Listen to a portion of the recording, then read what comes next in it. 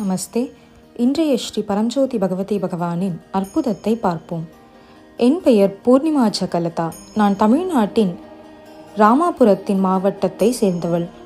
என் இளைய மகன் தன்வந்த் மிக சிறு குழந்தையாக இருந்தபோது அவனுக்கு மிகவும் வேதனை தரும் ஒரு உடல்நல பிரச்சனை இருந்தது. யாராவது அவனது கையில் இருந்து ஒரு பொருளை வலுக்கட்டாயமாக பிடுங்கி எடுத்துக்கொண்டால் அவனால் அதை தாங்கிக் கொள்ள இயலாமல் உடனடியாக மயங்கி விழுந்து விடுவான். இத்தகைய நிகழ்வுகள் ஏற்படும் போது அவனது தோல் நீல நிறமாக மாறிவிடும். இது எனக்கு அளவற்ற பதற்றத்தையும் ஆழ்ந்த மனவேதனையையும் ஏற்படுத்தியது. நாங்கள் பல மருத்துவர்களை அணுகினோம், ஏராளமான மருத்துவ பரிசோதனைகளையும் மேற்கொண்டோம். ஆனால் அவனது இந்த நிலைக்கு காரணத்தை யாராலும் கண்டறிய முடியவில்லை. என் வாழ்க்கையின் இந்த துயரம் நிறைந்த காலகட்டத்தில் நாங்கள் ஸ்ரீ பரஞ்சோதி பகவதி பகவானை பற்றி கேள்விப்பட்டோம்.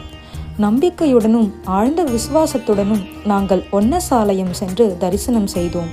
தரிசனத்திற்கு பிறகு சத்தியலோகத்தில் நடைபெறும் நவராத்திரி ஹோமத்தில் கலந்து கொண்டு என் மகன் குணமடைய வேண்டும் என்று பிரார்த்தனை செய்யுமாறு எங்களுக்கு அறிவுறுத்தப்பட்டது. என் இதயத்தில் உறுதியான சங்கல்பத்துடன் நான் அந்த ஹோமத்தில் கலந்து கொண்டேன். என் மகன் பூர்ண குணமடைய வேண்டும் என்று மனமுருக பிரார்த்தனை செய்தேன். ஹோமம் நடைபெற்ற காலத்தில் நாங்கள் சத்தியலோகத்தில் தங்கியிருந்த போது ஒரு சம்பவம் நிகழ்ந்தது. திடீரென்று யாரோ என் மகனின் கையிலிருந்து ஒரு பொம்மையை பிடுங்கிக் கொண்டனர். உடனே அவன் மயங்கி விழுந்து விட்டான். அவனுக்கு முதலுதவி அளிக்கப்பட்ட பிறகு அவன் மீண்டும் சுயநினைவு பெற்றான்.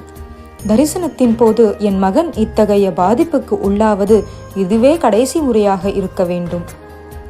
அவன் இந்த நிலையிலிருந்து முழுமையாக விடுபட வேண்டும் என்று நான் இதயத்தின் ஆழத்திலிருந்து நான் பிரார்த்தனை செய்தேன். அந்த ஹோமத்தின் அற்புத பலனாலும் ஸ்ரீ பரஞ்சோதி பகவதி பகவானின் அளவற்ற அருளாலும் ஓர் அற்புதம் நிகழ்ந்தது. அந்த நாள் முதல் இன்று வரை அதிர்ச்சியின் காரணமாக என் மகன் மீண்டும் ஒருபோதும் மயங்கி விழுந்ததே இல்லை.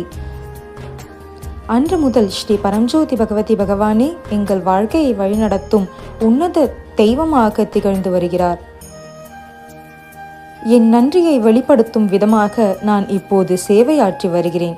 ஸ்ரீ பரஞ்சோதி பகவதி பகவானின் திவ்ய தாமரை பாதங்களில் என்றென்றும் கோடான கோடி நன்றிகளை பணிவுடன் சமர்ப்பிக்கிறேன்.